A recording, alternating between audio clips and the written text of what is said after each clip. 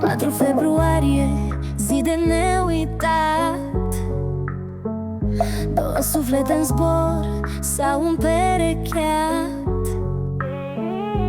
Cu un zâmbet și un salut a început povestea. Acum vreau să sărbătoresc iubirea și povestea. Nopți lungi de vorbit, răsete și glume. Ne-am găsit doi nebuni sub același nume. Când ai venit în București, fluturi am simțit sub cerul înstelat, lumea ne-a zâmbit.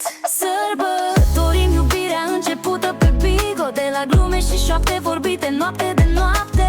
În fiecare zi te aleg din nou, tu ești cântecul meu, singurul meu erou.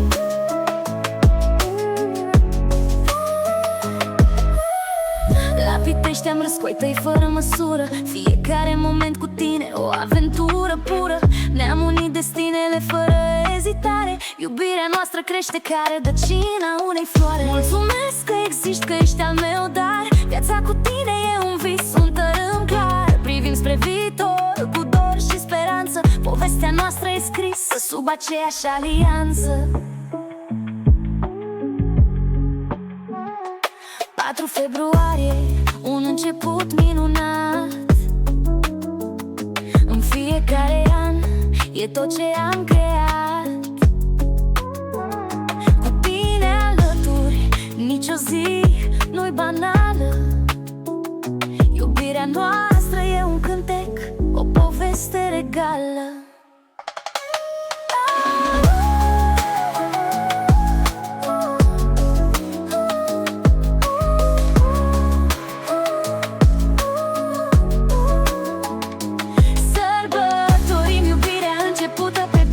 De la glume și șoapte vorbite noapte de noapte. În fiecare zi te aleg din nou, tu ești cântecul meu, singurul meu erou.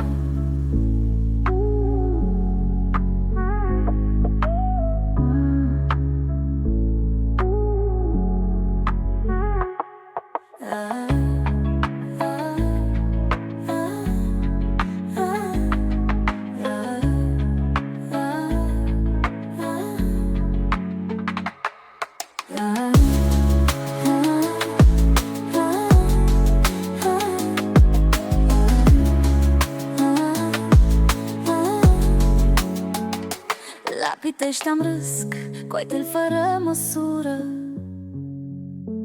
Fiecare moment cu tine o aventură pură. Ne-am unit destinele fără ezitare.